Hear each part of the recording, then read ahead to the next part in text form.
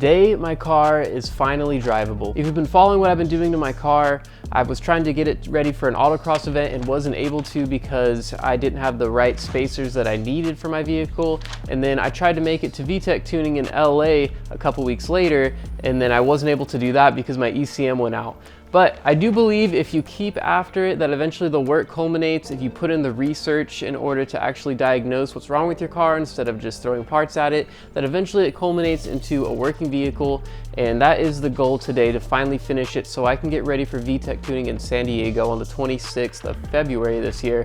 And I'm super excited about that. I'm gonna be doing a couple things to the car. I wanna lift it up in order to make it safer to drive because I have to travel out of town for most of these meets, and it was pretty low before, so it's a little uglier, but I'm gonna lift it up. And after I do that, I'm gonna need to realign the car in order to make sure that the toe-in is good, because obviously all that's affected when you adjust the height of the vehicle. So once I get everything dialed in, lastly, I'll be replacing the muffler, which is something I should have done on this car a long time ago, because the muffler I put on it does not fit. It's way too big, and I'm worrying about it getting caught on something and just like ripping off my whole exhaust system. So I'll be replacing that as well. All right, so I'm gonna be adjusting my suspension. I'm gonna lift this side up to match the other side. This side's a little bit lower than the other side. What I'm doing is measuring from the top of my wheel to the bottom of my fender. Now, this only works from side to side. This doesn't work from front to back because the fenders are gonna be different heights. I've got 3 3/4 on this side, and I've got 4 inches on the other side, so I need to make up that 1/4 inch right here, so I'm gonna lift this side up a little bit.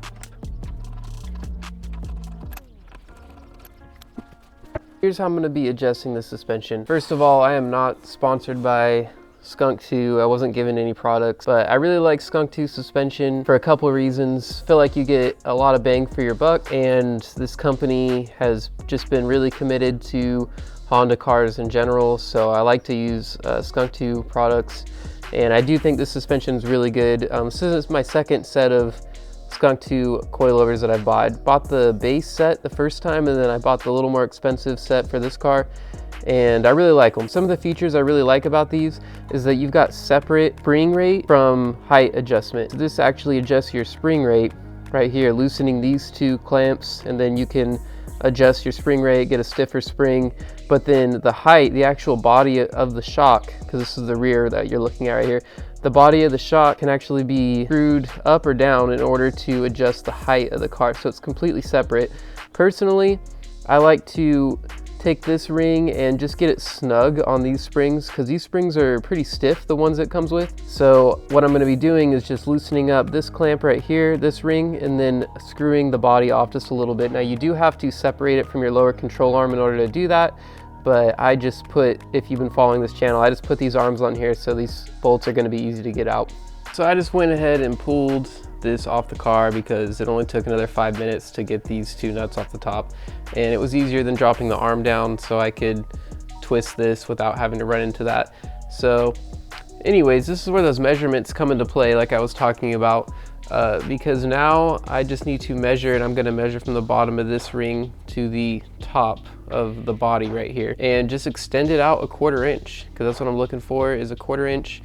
And that's a pretty big difference between the 2 sides.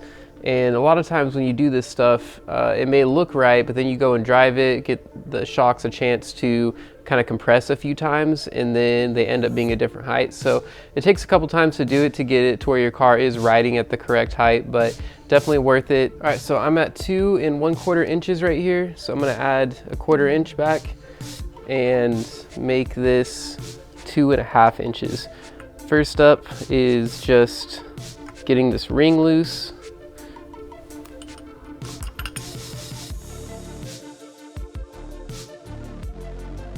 Okay, I went a little bit past. I'm being careful to make sure that everything's still pointing the right direction. Not a bad idea to check the ring once I get it back on the car and make sure that I tightened it down enough too. So I'm now gonna start welding this muffler. I've got my adapter right here, which is stainless because this muffler is stainless. I ground off the paint that was on the edge of this. I'm gonna be welding this adapter to it. And then because I've got an 1.75" exhaust, I'm gonna be welding this adapter to it. So yeah, a lot of adapters. Little disclaimer here, if you're into TIG welding, like you should be back purging stainless. I'm not doing that in this situation. So do as I say, not as I do. I got my crappy ground right here. I don't know if that's going to work either, but we'll see. I'm gonna be using just a stainless rod to this stainless adapter. And then I've got a piece of 308 rod, which is a mix of carbon and stainless, that I'll be welding to this carbon adapter. I am not a TIG expert. I'm not an amazing welder. I did start with MIG before I moved on to TIG. If you want to learn more about TIG welding, I suggest the Fabrication series. I know there's a lot of great welders out there, but in my opinion, he's the best teacher. A lot of information about how to learn how to TIG weld, and I liked him because he does a lot of automotive welding, so that's obviously what I'm doing here. So if you want to, check out that channel, and I'll link that down below.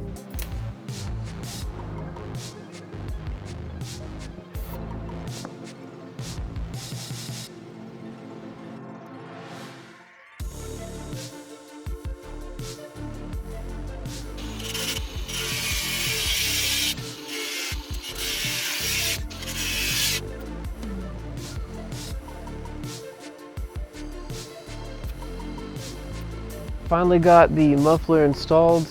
Pretty happy with it. I'll definitely give you guys a sound test. I like the black. I think it fits with my car, so hopefully it sounds good. Hopefully it doesn't sound like a fart can. I'll let you guys know.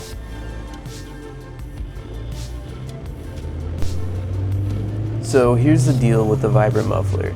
I've had it a couple weeks now and I really like it. The reason I changed my muffler and what I was looking for, something that isn't too loud and makes my car sound tinny, but also not the pea shooter exhaust that the car comes with, which in my opinion is enough of a reason to change just for aesthetic reasons. But the car isn't that loud, so I really like that. It sounds, in my opinion, healthy over 4,000 RPMs, but there's no droning on the freeway until, like I said, you get around that 4,000 mark. It starts to have a little bit of sound to it, but it's actually pretty quiet. I have got some unwanted attention, and I think that's just from being in a red Honda. I have been stared at, but I haven't been pulled over, and I think hopefully that's because my car isn't that loud. It doesn't sound that loud to me at all. I like the powder coated black just because you don't really notice it too much. I like the more subtle look that it has on my car. So in my opinion, it's the best of both worlds, or it's an in-between in a sense that it looks decent. You don't really notice it, but it's also not the tiny half-inch exhaust exit that I had on my car before. I do a quick pull right here. Please excuse my glove box. I need to work on that. It rattles really bad.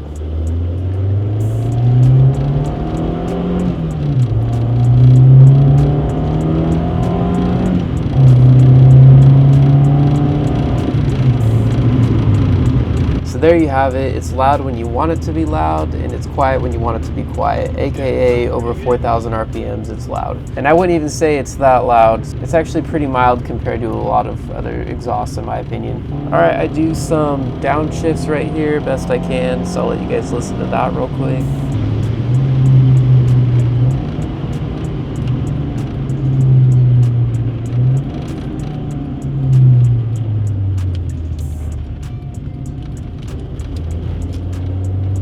Also, my setup, I'm running a D16 Z6. It has a header on it with a intake snorkel delete and the muffler, that's it. So it's pretty stock, and I'm thinking that it's quiet enough to avoid any unwanted attention, if you know what I mean.